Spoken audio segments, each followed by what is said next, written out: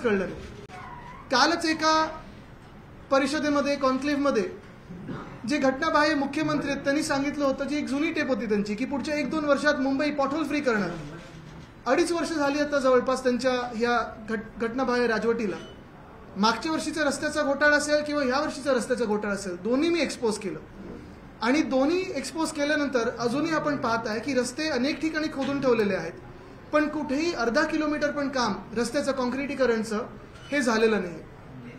तसंच आपण पाहिलं असेल, काल त्यांनी एक प्रश्न विचारला, उलट पत्रकार जे विचारत होते ना, काही पाणी भराय क्या इस बार देखा आपने, आणि बोलताच क्षणी पुढच्या अर्ध्या तासात पाणी भरायला लागलं।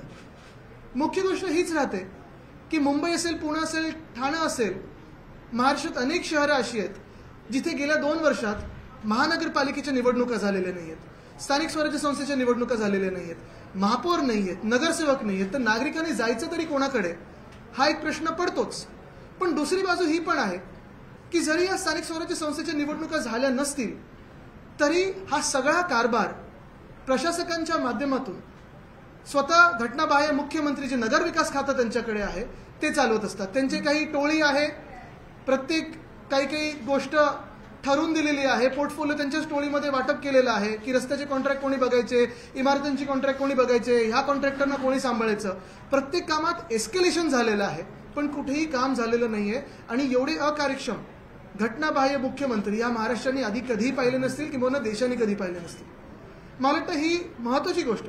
गेली 2 वर्ष आम्ही अजून एक विषय सातत्याने मांडत आलेलो आहोत। मुंबईसारख्या शहराला 2 वर्षामध्ये 15 असिस्टंट कमिशनर नाही आहेत, अजूनही नेमणुका बाकी आहेत। हे का होतंय, कशासाठी होतंय? काही ठिकाणी एक्झिक्युटिव्ह कोणीतरी ॲडॉक चार्ज देऊन ठेवलेला आहे, कुठे एक्झिक्युटिव्ह इंजिनियर असेल, कुठे अजून कोण असेल, पण वॉर्ड ऑफिसर नेमले नाहीत। म्हणजे मुंबई असेल, पुणे असेल, ठाणे असेल, आपण पाहताय गेल्या काही दिवसांमध्ये आणि खास करून काल व्हीआयपी मुवमेंट असली की रस्त्यावर ट्रॅफिक पोलीस लागतात, पण काल जी ट्रॅफिकची कोंडी झाली, जी रेल्वेमधून प्रवास करणाऱ्यांची हालत झाली, मेट्रोमध्ये जी काही गर्दी पाहिली, घाटकोपरच्या मेट्रो स्टेशनचा व्हिडिओ सगळीकडे फिरत आहे, एवढं भयानक चित्र मुंबईने कधीही पाहिलं नव्हतं आणि एवढं भयानक राजवट किंवा काम कधीही पाहिलं नव्हतं। कालच आपण बघितलं तर एका महिलेचा मृत्यू झालेला आहे गटारात वाहून। हो, पण त्याच्यावर आता काय परत ऑर्डर एन्क्वायरी केलेली आहे, SIT करतील, सगळं करतील, पण परत मी तुम्हाला सांगतो की हे प्रश्न का उद्भवत आहेत, कारण आज मुंबईकडे किंवा पुण्याकडे किंवा ठाण्याकडे लक्ष देण्यासाठी कोणी नाहीये। आपल्याला आठवत असेल, आम्ही हिंदमाताचं जेव्हा काम केलं ते खरं तर काम चालू असायला पाहिजे होतं, काल तिथे पाणी भरायलाच नाही पाहिजे होतं। मुंबईत अनेक ठिकाणी आमच्या काळात आम्ही पंप्स लावायचो, ब्रिमस्टोवरचे प्रोजेक्ट्स केले होते, काल कुठेतरी एक सुद्धा अधिकारी तुम्हाला रस्त्यावर दिसला का? मुंबई महानगरपालिकेचे प्रशासक असतील, पुण्याचे असतील, ठाण्याचे असतील, रस्त्यावर दिसले का की पंप चालू आहेत का? सगळं काय झालेलं आहे की आम्ही जेव्हा 10-12 वर्षापूर्वी डिझास्टर कंट्रोल रूम ही देशातली सर्वात मॉडर्न बांधल्यानंतर हे जे आत्ताची जी राजवटीतले मंत्री आहेत त्यांना वाटतं तिथे गेल्यानंतर फोटो आल्यानंतर सगळं काही आटोक्यात येईल, असं नसतं।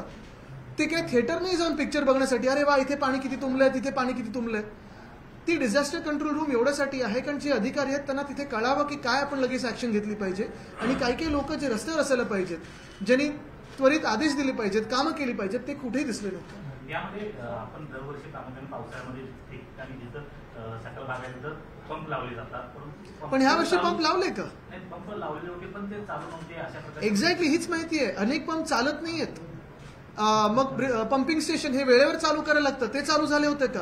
काल वेस्टर्न एक्सप्रेस हायवे कसं पाण्याने भरलं, म्हणजे एवढे लगेच पाण्याने कधीही भरलं नव्हतं। हायवे 2005च्या ढगफुटीत भरल्यानंतर काल भरला। जी घाटकोपरला आपण पाहतोय जी घटना घडली, जेवढे तिथे लोक होती त्या मेट्रो स्टेशनला असतील किंवा रेल्वे स्टेशनला असतील, तिथे पोलीस बंदोबस्त दिला होता का? जे आजूबाजूला गराडा घेऊन फिरतात, हे कॉन्वॉयमध्ये मोठे मोठे मोटर घेऊन फिरतात, तेच बंदोबस्तात काल लावले असते तर लोकांची ही गैरसोय झाली नसती।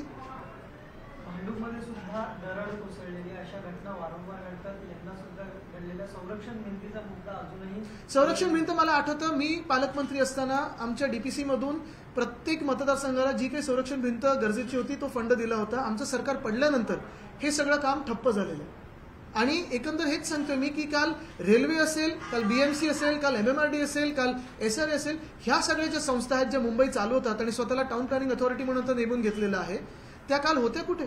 स्वतः रेल मंत्र्यांनी तर महाराष्ट्राची राजकीय जबाबदारी भाजपची घेतलेली प्रभारी म्हणून अनेकदा महाराष्ट्रात असतात, पण काल जी रेल्वेची हालत पाहिली आपण, ती शोभणारी नव्हती त्यांना. निवडणुका जवळ येत आहेत आणि त्यामुळे सरकारची प्रायोरिटी कुठे बदलल्याचं वाटतं? सरकारची ह्या राजवटीची प्रायोरिटी पहिल्यापासून कॉन्ट्रॅक्टर आणि पैसे आणि खोके एवढीच होती.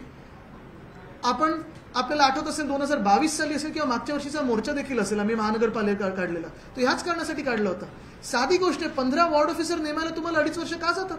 वॉर्ड ऑफिसर हे मिनी म्युन्सिपल कमिशनर असतात. पंतप्रधान नरेंद्र मोदी यांचा मुंबई दौरा देखील पावसामुळे पुण्यात दौरा होणार होता, परंतु पाऊस असल्यामुळे काय सांगू शकतो त्याच्यावर?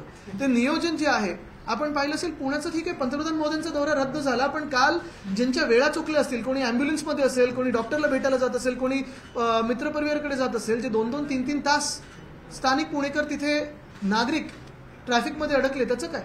खरं तर सावंतदा मोदी हे पुण्यात येणार होते मेट्रोच्या उद्घाटनासाठी, परंतु आता हा दौरा रखडला आहे. जसं ऑनलाईन अनेक जण ते उद्घाटन करतात, ते जर केलं असतं तर पुणेकरांना मेट्रोचा लवकर लाभ घेता आला असता. नाही, भाजपाने वरती त्यांच्या हेडक्वार्टरमध्ये सांगावं की पुणे काही परदेशात नाहीये, तर येणं बंद होईल, आपल्याच देशात आहे. अमित शहा महाराष्ट्रात दौऱ्याला 3 ठिकाणी त्यांनी नागपूर, नाशिक आणि कोल्हापूर या ठिकाणी सभा देखील घेतल्या. त्यामुळे म्हटलं की खास करून ठाकरे आणि पवार यांचे जे पक्ष आहेत ते खालच्या लेवलपर्यंत, बूथ लेवलपर्यंत थोडा असं भाजपच्या कार्यक्रम, हेच त्यांचं राजकारण आहे. आणि परत मी तुम्हाला एकदा ह्याच गोष्टींवर आणेन की हे राजकीय जे काही वक्तव्य येत आहेत ती सगळी ठीक आहेत, पण तुम्ही 2 वर्षात आमचं महाराष्ट्र लुटला, आमची मुंबई लुटली, आमचं पुणे लुटलं, आमचं ठाणे लुटलं, तुम्ही जे नॅशनल हायवे असतील किंवा आमचे गल्लीतले रस्ते असतील ते बेकार केले, तुमचे कॉन्ट्रॅक्टर्स आमच्यावर लादले, तुमचं राजकारण आमच्यावर लादलं, तुमचं फुटीचं राजकारण आमच्यावर लादलं, पक्ष फोडायचे, परिवार फोडायचं, धर्मांमध्ये वाद निर्माण करायचा, हे सगळं करून जी राजवट तुम्ही आम्हाला दिलेली आहे ती काल आपण पाहिली. अर्ध्या तासाच्या पावसामध्ये कसं मुंबई पुणे ठाणं भरलं होतं, पाणी सगळीकडे तुंबलं होतं. आणि हे काय पहिल्यांदा नाही झालं या पावसामध्ये, पुण्यात तर 2दा पूर ऑगस्टमध्ये येऊन गेलेला आहे आणि मग हा आता कालचं 3ऱ्यांदा पाणी तुंबलेलं आहे. हे सगळं ह्याच्यावर कोणी काल एक तरी व्यक्ती जी आमच्यावर टीका करते किंवा आम्हाला शिव्या देत असते, जेव्हा काही बोलत असतं, आरोप करत असतं, आमचे पक्ष फोडण्याचा प्रयत्न करतं, एक तरी राजकीय व्यक्ती त्या पक्षांमधून, मग भाजपमधून असेल, मिंदेंमधून असेल, काल तुम्हाला टीव्ही समोर आली आहे का उत्तर देताना? आणि हेच जेव्हा आमचं सत्ता होती मुंबई महानगरपालिकेत, आम्ही मुंबईकरांची सेवा करायचो, काही घडलं तरी आम्ही तुमच्या सोबत असायचो, तुम्हाला उत्तर द्यायला आणि नागरिकांना उत्तर द्यायला आमच्याकडे जे काही माध्यम असायची त्याच्यातून आम्ही उत्तर द्यायचो आणि स्पष्टता जी काही असायची ती द्यायचो, अकाउंटेबल होतो. संजय राऊत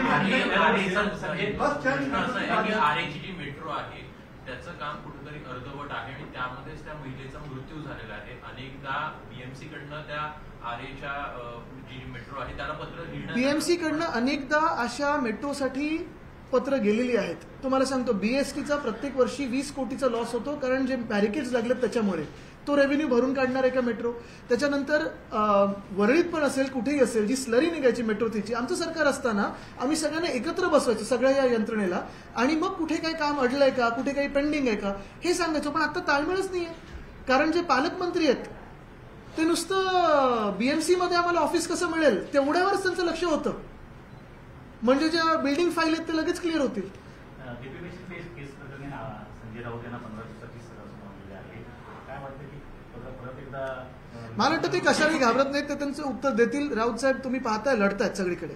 पण तुम्हाला परत एकदा मी ह्या मुद्द्यावर आणीन की काल मुंबईसाठी, पुण्यासाठी, ठाण्यासाठी ह्या घटनाबाह्य सरकारमधून, ह्या राजवटीमधून ज्यांनी मुंबई लुटली आहे, पुणे लुटलंय, ठाणं लुटलंय, एक तरी व्यक्ती नागरिकांमध्ये समोर तिथे मदतीला आला का आणि उत्तर द्यायला होता का? अरे आपने पहली बार समय पे क्वेश्चन पूछा है, नहीं तो आप बाहर पूछते हर बार. 1.5 से 2 घंटे की बारिश में ही मुंबई ठप हो गई. एक महिला मैं धोने गई थी, घर भी गई. क्या कहेंगे कि सरकार कहाँ से गई थी? कल ही जो इलीगल सीएम है उन्होंने एक बयान दिया था कि 1-2 साल में हम मुंबई को पॉटहोल फ्री कर देंगे, कंक्रीट कर देंगे, और कहीं पानी भरा है क्या देखो, कहीं जमा है क्या पानी, ये सब कॉन्क्लेव में कहा. और आधे ही घंटे में उनका सब जो क्लेम था वो एक्सपोज हो गया.